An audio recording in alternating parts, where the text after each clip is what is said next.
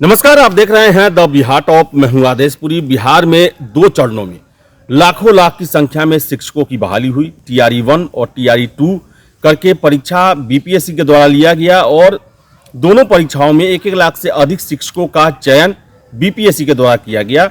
आपको बता दें कि टीआरई 2 जिसका रिजल्ट आ चुका है, काउंसलिंग की प्रक्रिया समाप्त हो चुकी है और शिक्षक प्रशिक्षण में है और 13 नवंबर को मुख्यमंत्री नीतीश कुमार के द्वारा इन्हें नियुक्ति पत्र सौंपा जाएगा। लेकिन इन सब के बीच आपको बताएं, टीआरई 2 को रद्द करने के लिए, पूरे परीक्षा को रद्द करने के लिए पटना हाई कोर्ट में एक रिट याचिका दायर की गई है।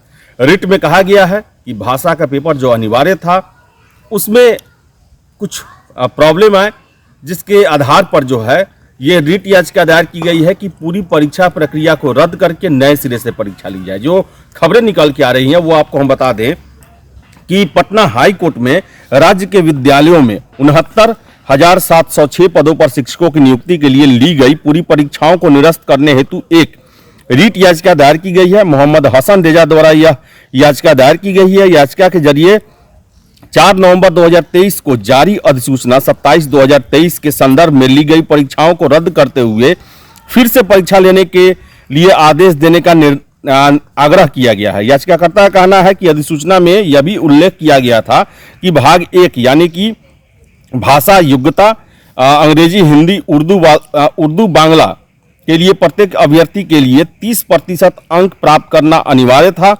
अधिसूचना के बावजूद कथित रूप से पार्ट 1 का पेपर सिर्फ अंग्रेजी और हिंदी में था, उर्दू और बांग्ला में नहीं। याचिका में आगे उक्त परीक्षाओं के परिणाम को रद्द करने हेतु आदेश देने का अनुरोध किया गया है। यह परीक्षा बिहार लोक सेवा आयोग के द्वारा लिया गया था। तो आपको बता दें कि चरण 2 टीआरई 2 के तहत बीपीएससी के द्वारा लगभग 1,22,000 के आसपास शिक्षकों की भर्ती के लिए आवेदन जारी किए गए थे। हालांकि अधिसूचना जो है 69,700 ही कैंडिडेट के लिए थी, लेकिन टीआरई 1 में बचे हुए जो सीट थी उसको इसमें जोड़ दिया गया, लगभग 50,000 के आसपास। तो बता दें आपको हम कि इसके परिणाम घोषित हो चुके हैं। शिक्षक प्रशिक्षण ले रहे हैं और 13 नवंबर को मुख्यमंत्री गांधी मैदान में इन शिक्षकों को नियुक्ति पत्र सौंपेंगे। लेकिन पटना हाई कोर्ट में इस पूरे परीक्षा को रद्द करने के लिए एक रिट याचिका दायर की गई और कहा गया है कि पार्ट 1 का जो पेपर जो है वो हिंदी, इंग्लिश, उर्दू, बांग्ला में होना चाहिए, लेकिन कथित रूप से केवल हिंदी और इंग्लिश के ही प्रश्न दिए गए थे, उर्दू और बांग्ला वाले नहीं दिए गए थे। और आपको बता दें कि इसके बाद आयोग के द्वारा ये कह दिया गया कि भाषा में जो मिनिमम क्वालिफिकेशन है उसकी बाध्यता नहीं रहेगी, यानी कि भाषा के अंकों का कोई मान्य नहीं रहेगा, शून्य कर दिया गया। सिर्फ आपका उस परीक्षा में शामिल होना ही आवश्यक था।